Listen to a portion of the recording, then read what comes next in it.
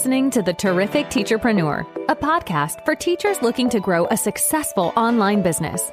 Your host, Alex, was able to transform her Teachers Pay Teachers store from a small side hustle into a profitable full-time business.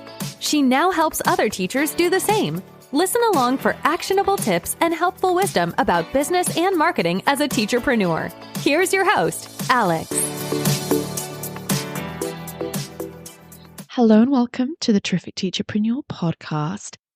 Last episode, I was chatting to my guest, Savannah, and we had an awesome discussion about the sort of highs and lows of being a TPT seller and entrepreneurship in general.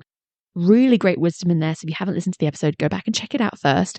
But in this episode, we're going to carry on our discussion and talk about some other areas, things like hiring, Savannah's thoughts there, and, spending money on certain things and starting and things sooner or later. There's just some really great stuff coming up. So I really hope you enjoy this episode. Let's dive into part 2. All right. So welcome back to the Terrific Teacherpreneur, Savannah. Thank you, Alex. It's been such a long time since I've seen you. It's weird for us because we're like starting another episode that anyway, whatever. Part 2, it's different for you guys, but we are continuing our chat. So in the last episode, you were hinting that you just hired someone. So let's first talk about that. Like, just tell me about this hiring situation. Very exciting.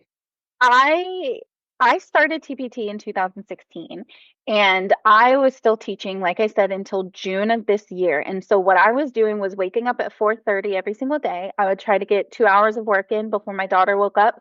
Then I would get ready. I would go to work. I would teach until 4, come home, make dinner, play with my daughter for an hour, put her to bed, maybe do a little bit of work, and then wake up and do it all over again. And I did that for 2 or 3 years consistently.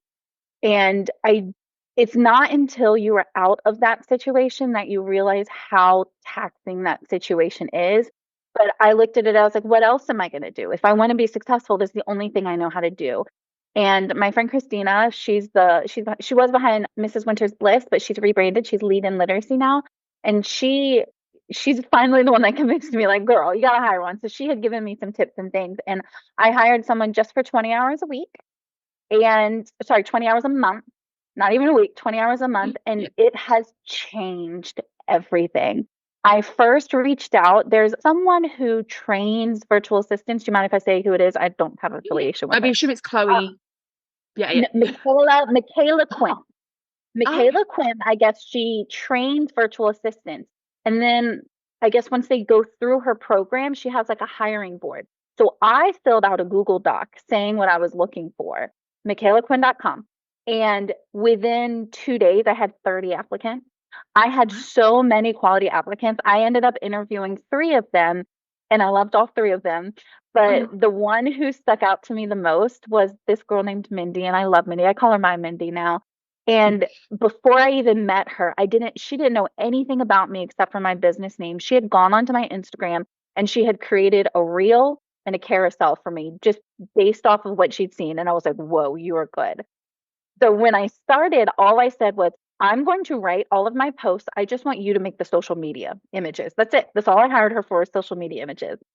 But I also told her that I really wanted someone who would help me like let down my guard, and somebody who would be able to do new things that I just didn't even know what I wanted her to do. I knew that was one thing I was willing to give up, because I'm not bad at it, but I'm not great at making images, even on Canva. So she started taking over that. And then before I knew it, like, she's doing other stuff too. She's making products for me. She's writing assessment answer keys. Like, she's just so good. And it all started because I found one thing that I was willing to let go. And I found somebody that I was able to trust. And it has changed everything. I felt foiled when I took my daughter to Washington, D.C. and we went to the zoo, and I knew that Mindy was going to be working that day for me, and I could just go and spend time with my kid. And isn't that what we all want, is just to have the time to do the things that matter most to us? So having a virtual assistant for 20 hours a month has changed everything for me. It's very freeing. I think there's a lot of the time I hire out things I just don't want to do, like really boring things or whatever. And I think, like, I'm about to do something like, this is so boring, this makes me miserable. Like, this is not why I started this business. Nobody really thinks I'm going to jump into TPT because I want to. And then, like, boring thing that we're doing. We want to make products and the fun stuff. And I feel like someone else can be doing it if it's not something that requires a lot of skill. And then when you know they're doing it and you're like, oh, I get to do something more fun. It's like, it's very freeing. I don't know. Well, and the things that we find aren't fun are the things that they find fun. Like Mindy gets so excited to make different versions of the same image. And I'm like, girl, girl, no, that's not fun at all. But they do. Some people just, their cup gets filled by doing things that our cup does not get filled with doing. So why not? Like at first I was editing my own podcast, and I'm terrible at editing my own podcast. I could do it, but why would I want to? If there are tiny things that we can let go, it's going to just free, not even my time, but like my emotionality, knowing that I don't have to work that hard anymore. Yeah, I'm the same. I have someone, Kate, who will be listening now because she's editing and she's amazing. And it's like, I didn't like struggle to do it, but I just kind of got to that point where I was realizing how many hours was I spending doing that meant that I couldn't be doing something else. And I was like, well, in terms of like the podcast, the only thing that really truly needs me is this, like the talk. Yeah. But someone else can do the rest. And so you kind of look at your business with any task and you go, what's something that only I can do? Maybe it's posting on stories for your Instagram because you've got your face, or a reel with your face. But really, Mindy can type up captions, or Mindy can do hashtags, or Mindy, you know what I mean? Like, yeah, there's a lot of opportunity there. I think you need to find what you love and what is like the key to your brand. Like Alex, your sweet voice, you know how I feel about your accent. Like, yeah, it is so you. Like I could just hear your voice and I know it's gonna happen. For me, it's my writing voice. I love to do the writing, and I feel like I have a very strong writing voice. So it's finding the thing that you really love and then just being like, you can do the rest. That is fine by me. Yeah. I try to kind of hand off things that, like I said, boring, or maybe things that I just don't want to spend the time on because it can be time consuming and I'd rather be doing something else. It's a little bit of a mixture of that. You can hand off things you're bad at, or you just find like you're not good at Pinterest or whatever, so there's lots of opportunities there. But yeah, it's been so nice hearing about your hiring experience. I think it's really important for people to hear the good, how like it's positive and changed you and all the wins of it, because then I think a lot of people get really hesitant. They're scared to hand off something to someone else. And it's always amazing. Most of the time, it's always amazing. And worst case scenario is you say it's not working out for us, and you've learned a lesson on what you don't want in someone. But I was the person digging my heels in, and I refused to hire somebody. And yep, sure enough, when I hired someone, everything changed. Yeah, it's really, and it's like the thing you talked about going to the zoo and stuff. Sometimes we think of it as like just business related, like, well, I'm not editing my podcast, I'm making a product, that's great. But also if you're not working on in general, and you're spending time with your family, you're doing things for yourself. And that's important too, because I think this is not me being judgy, but I think there's a little bit of like a toxic kind of work hustly kind of culture sometimes. I don't know if you agree with that or not. There is a little bit of hustle culture in America. That's not an insult. We're aware. Yeah, sorry, I feel really judgy. Like, oh, no, you guys it's fine. It's true. Well, and something I wanted to bring up too with hiring someone is, and I think it's so true with us too, you and I are both moms.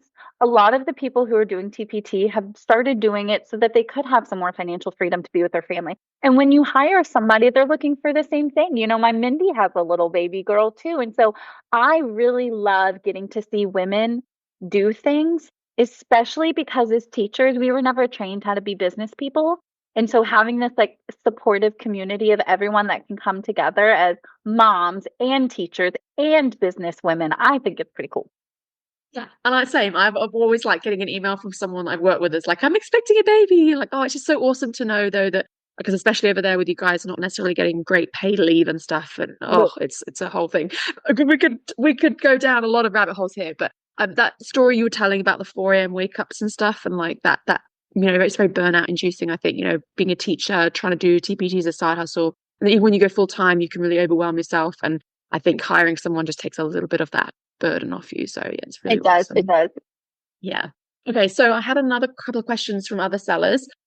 So one person said, what big purchases have you invested in, obviously other than your VA, that have invested in that have made a significant difference in either their productivity or their earnings? So, I mean, obviously you can just say Mindy if that's your answer, that's okay. But no, there's been a few things. Yeah. So Mindy, 100% doing courses. But there are some people, and if this is you, I need you to turn your ears off and not buy any more courses, because there are some people who are like course collectors. And the course is not there to be collected. The course is there to be taken. So I've done your Pinterest course. I've done like Amy Porterfield, DCA, that kind of stuff. So I love to take courses, but I'm finding that I was a bit of a course collector, as you said. And so I'm kind of like stopping that. But sometimes it's honestly the smaller things that you do that make a big difference. I had listened to a podcast once where a girl said that she made sure that she had an extra battery charger, a laptop charger, an extra mouse, and like all of the things in her book bag so that when she went to go work somewhere, she just had to take her laptop. And so small things like that like take away some of these barriers for you is my cup of tea. I love small things that can increase my productivity like that. Like just knowing that I don't have to go searching for my laptop cord and then go set it back up again. So those are the small things. I don't think I've had anything super big. I haven't even been buying on the TPT sales because I have to stop myself from buying clip art. I think you get to a point where you've got so much of it, like, And I hear people talk a lot about investing in your business, and I don't think we should invest in our business for investing's sake. If there's a need for something, I know what has changed the world. ManyChat. Having something send out DMs for you. I've had ManyChat send out like 2,000 DMs before. Wow. Can you I used to spend probably 2 to 3 hours a day manually responding to people. Oh my goodness. I know. So for those of you who don't know, ManyChat is when you say, comment the word snowflake and I'll DM the details. And then it DMs you the details. That's a little good segue for me to just like ask Instagram wise, because obviously when you first started out the account, but you said you were growing quite quickly. So so every day of the week you were spending multiple hours just like posting stories, posting reels or whatever, like, answering messages. And you lowered that down a lot, have you lately? Yeah, it wasn't even the posting, it was the responding, because I was always that person that I really wanted to try to respond to everybody all the time. And like, it's just not feasible at a certain point. But having my social media images created for me and I just have to pop in and do the captions, it's much easier now. And I just feel like Instagram was in the beginning my big thing that I did. And as much as I still love Instagram, now it really just feels like a smaller piece of the puzzle because there's other things too. There's the podcast, there's the blog, there's the email list. So it feels like a smaller piece than it once was. But I am forever thankful for the opportunities. I've gotten so many opportunities from Instagram, so I would never downplay it. It's just not as big a role anymore. It's just, it's not my main thing anymore. I think it's a natural progression. I think as you go through, you start off, making maybe a Facebook page or a TikTok nowadays or an Instagram, and then you kind of build up to the more serious stuff and you use those places to promote your blog, your email list, blah, blah, blah. So you've kind of advanced through the ladder. You've gone up the ladder a little bit. You're like, I'm more seasoned now. I'm going to have an email list. And so I'm adding in all these questions that you were not prepared for. It's okay. But as you mentioned, the blog's doing really well. Is the email list doing well as well? Is that also a big moving part in your business or a small part? Or Yeah, I don't think I'm as good at it as some other people are. I'm doing it. I think it's doing okay. It's not growing as fast as I should. I'm not doing opt-ins as fast as I should. But I look at it as there's only so much that I am physically possible to do. And I'm just going to make baby steps on everything. It's working right now. Can it work better? Sure, but it's working right now. And I don't think I enjoy writing emails as much as I enjoy other things. I don't know what it is about emails. Maybe because I don't know. it's all writing, so you think it would all be the same, but writing a blog is very different to the style of an email. It's very different to the style of an Instagram caption. So that's understandable that you won't like, and you don't have to love or be good at everything. Definitely not. Right. It's not possible. And one thing I was thinking, because, I told you I'm trying to slowly give away more responsibility was, well, what if I had Mindy make me a couple of sales emails and see how she does from that? And then if I love that, then maybe she can start making some more. So whenever you're starting these things, whether it's hiring a VA or starting your email list, you don't have to be perfect at the beginning. Just get started and then you can slowly build your way towards making it. I feel, because I know I see people and they're like, I have 125,000 people on my email list. And I'm like, oh, that's lovely. And you feel like you can never get there, but they all had to start somewhere. Yeah, I like the idea of hiring it. If you figure that maybe that's not the thing that you love the most, you prefer your Instagram and your blog, and that's totally okay. I have one last question. This one I actually prepared you for. But someone said, is there anything you wish you had known sooner and like either started or stopped? So just in general with your business, like any big takeaways there? I know that what everybody says is they wish they had started email sooner. I don't think I've ever met anyone that says that they think they started at the right time. I think I started it at the right time. And I wanted to say this because I always hear people say they wish they had started an email list sooner. And I've only had an email list maybe for 2 years now. But I remember thinking, I cannot do another thing. And many people who are listening to this are still teachers. And people would say, you need to do an email list. You need to do an email list. And I just could not do another thing without having an absolute meltdown. And so I didn't. And I started it when I was ready. And I was okay with that. And I think that we need to be aware of what is possible for us and not beat ourselves up if it doesn't feel attainable. And what is possible for all of us is not going to be the same. Everyone always says email list, and I just keep going back to that. But like, maybe you found out you were really good at blogging, and it's okay that you didn't start your email list right away. And I know nobody agrees with me on that, but if you are a teacher and you are listening to this, you are at your rope's end. And if you don't have another thing inside of you to start an email list or to start a blog or to start a podcast, you just do what you can do and don't feel bad about it. You will start it when the time is right for you. Because I don't think there's much that I mean, there's some things I'm like, I could have done that earlier, but I got to it when I could get to it. And I'm okay with that. I'm the same. I remember first being like spending like a year in a Facebook group, hearing people to my email list. And I just kept telling myself, I don't feel ready. The idea of that is too daunting and like too overwhelming. And I just don't want to. And then something clicked like a year later or something. Must have been in a good place where I was like, could look into this now. And you do be in the right headspace, I think. That's just my opinion. You do. Anyway. And I would say whatever you decide you want to start, blog, podcast, email list, whatever, before you get started, I do think it's helpful to have several of whatever done so that you're not scrambling. Like if you're starting a blog, have 4 or 5 blog posts written that you can release over time. If you're starting a podcast, have a couple. And also don't think that you have to do these things at the same frequency at which everybody else does. I've been blogging now for 3 years, 3 full years, 3 or 4 full years. And in that time, I have only blogged every other week. I never blog weekly.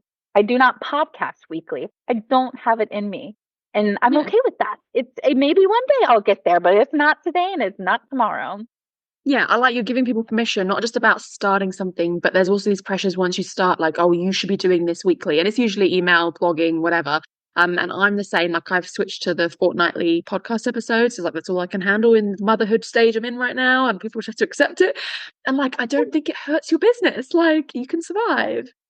I would not say that is what has attributed to the lessening because I see that like views are down. I actually think these other things that we're doing are what's actually keeping us afloat, you know, having people listen to your podcast and be like, I need to go learn more about Alex. And, you know, it's just, it helps. That helps. Yeah, you just do what you can. I think you've shared some really good wisdom. Like I'm really, really glad you came on. Like there's been some really like motivational, kind of helpful, you know what I mean? You're very good with that kind of stuff. Oh, thanks. I just want to say one last thing though. Like, I know that it's easy to look and be like, oh my gosh, like she's doing this and this and this. And I'm not saying that bragging. I'm saying that as somebody who listens to podcasts and like, how are they doing all these things? And just keep in mind, you can only do what you can possibly do right now. And that's okay. Yeah. And I think you do a better job of things when you don't overwhelm yourself and take on too many things too quickly or too many things at once. I like that. I'm always talking about like essentialism in those books I've read where it's the one thing, you know, where you put your energy into less and it's like more. Yeah, it is. It is. And, you know, it's funny because ever since I have kind of adopted this mindset. So when I was still teaching last year, I was having migraines pretty regularly and I was having to be on migraine medicine. Like I would have to go to the urgent care and get shots. And, you know, I don't now. So I don't even think we realize the toll that we are taking on our body when we try to do more than what our body wants us to do. And I'm just not, I'm almost 40. I got time to disrespect my body any longer. I think we mentioned this before we started recording, but we were also saying how hard it is to be women and, you know, like mothers, you know, I mean, like there's a lot more on us. Unfortunately, society puts a lot more pressure on us because even if you're not full-time teaching or full-time TPT, whatever, we all know everything else in our lives is very hectic and full on, you know, cooking, cleaning, childcare, whatever burden is disproportionately placed on us it makes it even worse. When you throw all that in, like, how are we not all having breakdowns? I don't know. I really don't know. We're expected to work like we don't have children, and we're expected to be a mother like we don't work. And it's just not possible. And if there are gentlemen listening to this too, I'm sorry, I'm not trying to say anything bad about them, but there is this real sense that women are somehow doing too much and not enough at the same time. So if you're listening to this, I feel you. Alex and I are there with you. We support you. Yeah, you've been amazing. Thank you so much for coming on. Like, you've shared so much wisdom, and I've put a few links in the show notes so people can connect with you, but just thank you so much. Of course. Thank you. Okay, all right. I really hope you enjoyed these 2 episodes with Savannah. I think she's an amazing guest. She is just very kind of succinct and clear and gets straight to the point, but she has some really great wisdom to share, lots of like words of encouragement and motivation, but she can also going to give you tough love too and be like, hey, kind of call you out, make sure you're doing the right thing, but she says it lovingly. She's just an awesome guest to have. She's such a lovely, friendly person. I highly recommend checking out her Instagram account. I will put a link in the show notes because she has great wisdom if you want to learn more about structured literacy, but she's just a really nice person. So it's always nice to connect with, other nice TPT sellers. I will put a link to that and any other links that she wants me to share. But yeah, you can connect with her or myself if you haven't yet already on Instagram. My Instagram is Terrific Selling Tactics. I'll put that in the show notes too. But yeah, it's a really great place to connect with other sellers. I think a lot of, relationships are formed in places like social media. Something that you don't quite get with things like my beloved Pinterest. Places like Instagram and Facebook are really great for connecting with others. I highly recommend it. I think there's some really nice people I've connected with selling on TPT, and I wouldn't have been able to do that about social media. So if you're feeling a little bit isolated in the TPT world, join some Facebook groups, follow some people on Instagram, trying to find your people. I think that's always a great thing to do. Find other sellers who you can connect with, because I think one of the hard things about being a seller is it's something that not many people understand. And, my husband Dale is very polite and he'll ask questions, but like people can't really relate to it unless they're doing it. And I think my family members kind of have no idea really what I do and they don't really understand it. And so they're just like, it's just nice to talk to people who get it. That's kind of why I enjoy doing this podcast when I get to talk to guests, because it's just nice to chat TPT with someone else who understands what you're even talking about. Anyway, I highly recommend, connecting with other people if you haven't done so already. And masterminds are another great thing to do. I actually had someone recently message me saying that they really are glad they set up a mastermind. That's another great opportunity where you get to like be on a Zoom call and like talk to TPT sellers. Rambling totally off topic here, but just wanted to share that. I think that's a really great, a little piece of wisdom for you. It's really good to connect with people, and I really enjoy chatting with Savannah. Anyway, I really hope you enjoyed this episode, and I hope that you have a terrific day. Thank you for listening to this episode of the Terrific Teacherpreneur. If you're enjoying the show, please feel free to rate, subscribe, and review on your preferred podcast listening platform. We really appreciate that effort. Come back for more actionable tips and helpful wisdom in the next episode with your host, Alex. Until then.